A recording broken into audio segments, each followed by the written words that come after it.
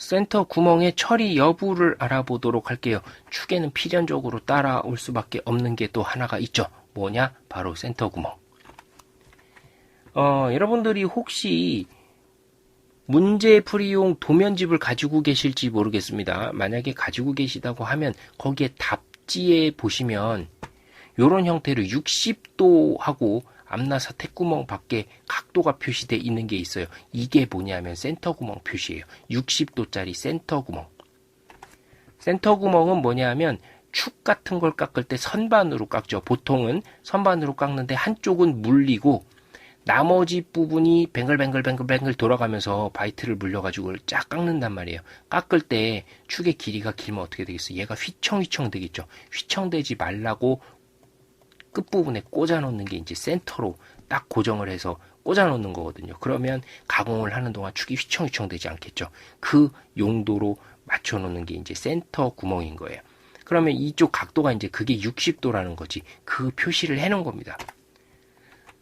자, 이런 식으로 표시가 되는 경우도 있고, 아니면 굉장히 편리한 방법이 있죠. 규격집에 보시면 센터 구멍의 표시 방법이 있죠. 센터 구멍이 있어야 된다. 있어도 그만, 없어도 그만.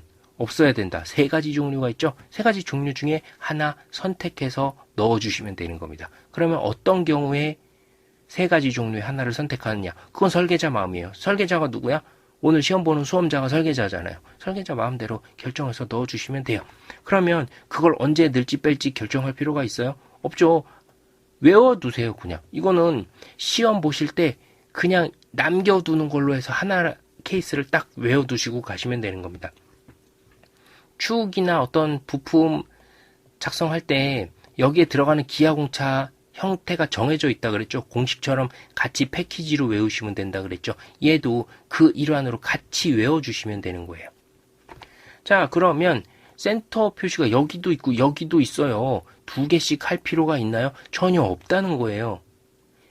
문제 도면에서 자, 이 축의 양단 부분의 센터 구멍을 모두 만드세요 하고 아주 직접적이고 노골적으로 강조하지 않는 이상은 어느 부분에다 센터 구멍을 넣을지는 그날 설계자가 결정해서 넣어주시면 되는 겁니다.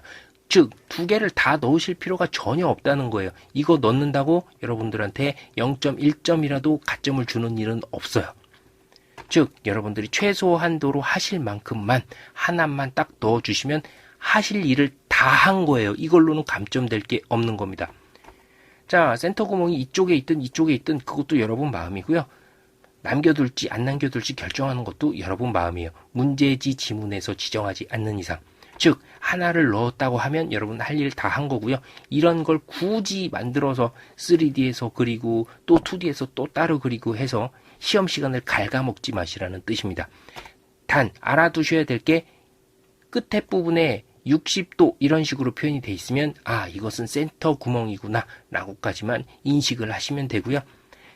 탭 구멍에 무조건 따라붙는 그런 형상입니까? 그거 아니라는 거예요. 여러분들은 이 두 개의 방향 중 양단으로 다 남겨두셔도 상관이 없어요. 시험 보신 시간이 여력이 있다 그러면 남겨두셔도 상관이 없는데 그렇지 않다고 하시면 하나만 남겨두셔도 감점이 되지 않는 겁니다. 그래서 가급적이면 앞나사 탭 구멍 있는 부분에 이거를 집어넣으시면 할 일이 더 많아져요.